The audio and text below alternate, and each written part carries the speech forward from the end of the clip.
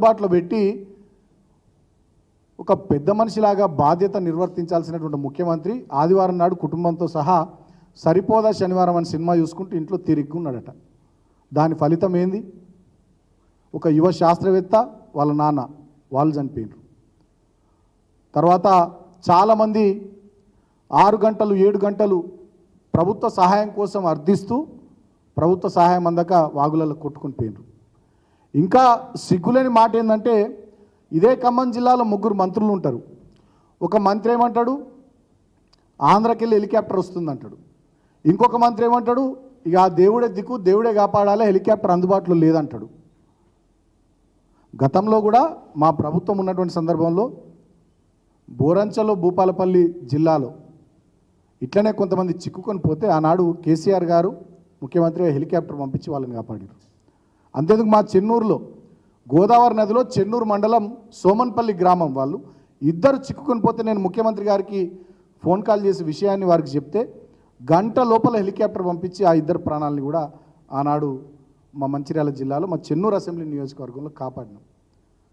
గతంలో మా ప్రభుత్వం ఉన్నప్పుడు వరదలు, వర్షాలు, విపత్తులు, ప్రకృతి వైపరీత్యాలు వస్తున్నాయంటే ముందుగానే ముఖ్యమంత్రి గారు సమీక్ష సమావేశం పెట్టి మొత్తం రాష్ట్ర వ్యాప్తంగా అధికార యంత్రాంగాన్ని అందరిని కూడా అలర్ట్ చేసేది. ఇప్పుడు అటువంటి చొరవ లేదు. ప్రజల్ని మొత్తానికి గాలికి వదిలేసిర్రు. వాళ్ళ ధన మాన ప్రాణాలని పట్టించుకునే నాదులు లేడు. నిన్న ఇంకా నిస్సిగ్గుగా ముఖ్యమంత్రి ఏం మాట్లాడతాడు, 16 మందే చనిపోయారని చెప్పి మళ్ళా అబద్ధాలు చెప్తాడు. 30 మందికి పైగా ఇప్పటివరకు ఈ రాష్ట్రంలో చనిపోవడం జరిగింది. వెంటనే వాళ్ళందరికీ గతంలో మీరు డిమాండ్ చేసినట్టుగానే 25 లక్షల రూపాయల చొప్పున వాళ్ళకు ఆర్థిక సహాయాన్ని ఆ కుటుంబాలకు అందించాల్సిందిగా బీఆర్ఎస్ పార్టీ డిమాండ్ చేస్తూ ఉంది. ఆయన మాట్లాడతాడు కేసీఆర్ గారు రావాలి, కేటీఆర్ గారు రావాలి, బీఆర్ఎస్ పార్టీ నాయకులు ఎటువేరు అని చెప్పి ఆయన మాట్లాడతారు. మరి బీఆర్ఎస్ పార్టీ నాయకుల ప్రతినిధి బృందం ప్రధాన ప్రతిపక్షంగా బాధ్యత తీసుకొని సహాయం చేద్దామని అండగా ఉందామని మేమేమో క్షేత్రస్థాయికి పోతే మళ్ళీ ఇదే ముఖ్యమంత్రి పోలీసుల సాక్షిగా ఇలా కాంగ్రెస్ పార్టీ నాయకులతోని కర్రలు రాళ్లతోని మా వాళ్ళని చంపే ప్రయత్నాలు, దాడులు చేసి భయభ్రాంతులకు గురి చేసే ప్రయత్నాలు చేస్తూ ఉన్నాడు. ఇంకోవైపు ఏమో ఈయననే రావాలంటాడు, ఇంకోవైపు క్షేత్రస్థాయికి మేము పోతేనేమో దాడులు చేపిస్తూ ఉన్నాడు. అంటే ఇందాక పెద్దలు చెప్పినట్టుగా ఈ రాష్ట్రాన్ని రావణ కాష్టంలాగా మారుస్తూ ఉన్నాడు. ప్రతి ఒక్క సందర్భంలో ఏదో ఒక అటెన్షన్ డైవర్షన్ కార్యక్రమం పెట్టుకోవడం ద్వారా రాష్ట్రాన్ని, రాష్ట్ర ప్రజానీకాన్ని, రాష్ట్ర ప్రజల శ్రేయస్సును, రాష్ట్రం యొక్క పురోగతిని అతలాకుతలం చేస్తూ ఉన్నాడు, వెనుకకు తీసుకొని పోతూ ఉన్నాడు. ఇప్పటికే రాష్ట్రము ఎంతో ముందుకు పురోగమించాల్సినటువంటి రాష్ట్రము, ఈ రాష్ట్రం నుంచి పరిశ్రమలు ఒకదాని వెనుక ఒకటి ఇతర రాష్ట్రాలకు వెళ్ళిపోయి రాష్ట్ర అభివృద్ధి కుంటుపడుతూ ఉంది. దీన్ని ఒక బీహార్ లాగా, దీన్ని ఒక వెనుకబడేబడ్డటువంటి రాష్ట్రంగా తీర్చిదిద్దాలనే కంకణం రేవంత్ రెడ్డి కట్టుకున్నాడేమో అని అనుమానాలు మాకు కూడా వస్తూ ఉన్నాయి. కాబట్టి ఇంత జరుగుతున్నటువంటి ఈ తరుణంలో మేము ప్రజలందరికీ కూడా విజ్ఞప్తి చేస్తూ ఉన్నాం. ప్రధాన ప్రతిపక్షంగా ఖచ్చితంగా మా బాధ్యతను మేము నిర్వర్తిస్తాం. కానీ కాంగ్రెస్ పార్టీ, ఈ ప్రభుత్వ పెద్దలు వీళ్ళు చేస్తున్నటువంటి అరాచకాలు, మోసాలు, ఈ దుర్మార్గాలు ఇవన్నీ కూడా గమనించాలని రాష్ట్ర ప్రజానికానికి కూడా మేము విజ్ఞప్తి చేస్తూ ఉన్నాం. మేధావులు కూడా మాట్లాడాలి, నోరు విప్పాలి. ఇవాళ మా బీఆర్ఎస్ పార్టీ ప్రతినిధుల బృందం మీద దాడి జరిగితే ఇప్పటిదాకా నేను చూస్తున్న సోషల్ మీడియా కానీ మీడియాలో కానీ ఎవరైనా స్పందిస్తారేమో అనుకుంటే ఒక్క మేధావి కూడా ఖండన స్టేట్మెంట్ ఇప్పటిదాకా లేదు. మరి మేధావి వర్గం ఎందుకు నోళ్ళు తెరుస్తలేరు?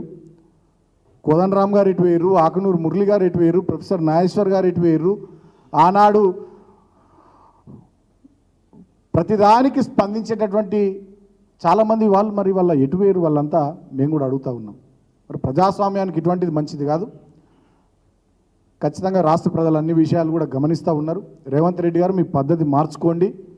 ఇదే ధోరణితో మీరు ముందుకు పోతాం అనుకుంటే డెఫినెట్గా మీకు ఖచ్చితంగా భంగపాటు తప్పదు. ఈ 3 రోజులుగా రాష్ట్రంలో పరిస్థితి చూస్తూ ఉంటే మాకు అర్థమవుతున్నది ఏంటంటే రోమ్ నగరం తగలబడిపోతుంటే నీరో చక్రవర్తి ఫిడేలు వాయించుకుంటూ ఎట్లా కూర్చున్నాడో ఇవాళ ఈ తెలంగాణ రాష్ట్రం వర్షాలు, వరదలు, ప్రకృతి వైపరీత్యాలతో అతలాకుతలమై ప్రజల యొక్క ప్రాణాలు గాల్లో కలిసిపోతూ ఉంటే, విపరీతమైన పంట నష్టం జరుగుతూ ఉంటే, ఆస్తి నష్టం జరుగుతూ ఉంటే రేవంత్ రెడ్డి అనేటటువంటి వ్యక్తికి చీమ గుట్టినట్టయినా లేదు. నిన్న ఆయన ఖమ్మం జిల్లాలో పర్యటన అదేమన్నా ఎన్నికల ప్రచారమా? నాకు అర్థం కాదు. కాంగ్రెస్ పార్టీ కండువాలు వేసుకొని కాంగ్రెస్ పార్టీకి చెందినటువంటి ఒక ఓపెన్ టాప్ ప్రచార రథం జీప్లో చేతులు ఊపుకుంటూ పోతున్నారు. ఎవరైనా ప్రజలకు ఆపద వచ్చినప్పుడు, ఇబ్బంది వచ్చినప్పుడు ప్రజల దగ్గరికి పోవాల్సినటువంటి పద్ధతి ఏముంటుంది? మీరు చేసినటువంటి పద్ధతి ఏంది? కాబట్టి మేము ఒకటే విషయం ఇవాళ రాష్ట్ర ప్రభుత్వాన్ని డెఫినెట్గా మేము డిమాండ్ చేస్తూ ఉన్నాం. ఇవాళ ఖమ్మం జిల్లాలో జరిగినటువంటి దాడి ఇది దాడి కాదు, మా వాళ్ళని చంపే కుట్ర జరిగింది, హత్యా ప్రయత్నం జరిగింది. ఖచ్చితంగా దీని వెనుక ఎవరో కాదు, రేవంత్ రెడ్డే ఉన్నాడు. రేవంత్ రెడ్డి డైరెక్షన్ మేరకే ఇవాళ బీఆర్ఎస్ పార్టీ ప్రజాప్రతినిధులు సీనియర్ నాయకుల బృందం మీద దాడి జరిగింది. తెలంగాణ ప్రజానీకం దీన్ని గమనించాలని కోరుతా ఉన్నా. తెలంగాణలో బుద్ధిజీవులు, మేధావులు అందరూ కూడా మీ గలం విప్పాలని, మీ నోర్లు విప్పాలని కోరుతా ఉన్నా. ఇది ప్రజాస్వామ్యం. ఇందాక మా వాళ్ళు చెప్పిర్రు, చాలామంది తెలంగాణలో పాదయాత్రలు చేసిర్రు, బస్సు యాత్రలు చేసిర్రు, అనేక రకాలైనటువంటి యాత్రలు చేసి కార్యక్రమాలు చేసినా ఎన్నడూ కూడా మరి గతంలో మా 10 ఏళ్ల ప్రభుత్వ పాలనలో ఇటువంటి చేయలే.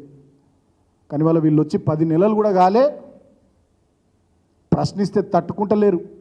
ప్రజల్లోకి పోతే వీళ్ళకి జీర్ణమైతలేదు. ప్రజలకు అండగా ఉండి ప్రజలకు సహాయం చేద్దామని చెప్పి ముందుకు సాగుతుంటే వీళ్ళ వెన్నులో వణుకు మొదలవుతూ ఉంది. ఇప్పటికైనా ఇటువంటి నియంతృత్వ పోకడలు విడనాడాలే. లేకపోయినట్టయితే ఖచ్చితంగా రాబోయే రోజుల్లో రేవంత్ రెడ్డి ప్రభుత్వానికి, కాంగ్రెస్ పార్టీకి తగిన రీతిలో తెలంగాణ ప్రజలు బుద్ధి చెప్తారు. మీరు అనుకుంటుండొచ్చు ఎన్నికలు ఇప్పట్లో లేవు, ఇంకా 4 ఏళ్ళు ఉన్నాయి, మాకేం కాదు, మేము ఏం చేసినా చెల్లిపోతుందని చెప్పి. ప్రజాగ్రహం కట్టలు తెంచుకుంటే పెద్ద పెద్ద దేశాల అధినేతలే పారిపోయినటువంటి సందర్భాలు ఉన్నాయి. చరిత్ర మర్చిపోకు రేవంత్ రెడ్డి. డెఫినెట్గా నీకు అవకాశం వచ్చింది ప్రజలకు పనిచేయమని, అంతేగాని ప్రతిపక్షాలను దాడులతోని అణిచివేసి భయభ్రాంతులకు గురి చేసి ఒక రాక్షస పాలన, నియంతృత్వ పాలనను తెలంగాణలో నువ్వు నడిపిస్తా అనుకుంటే ఈ చైతన్యవంతమైనటువంటి తెలంగాణ సమాజం చూస్తూ ఊరుకోదు.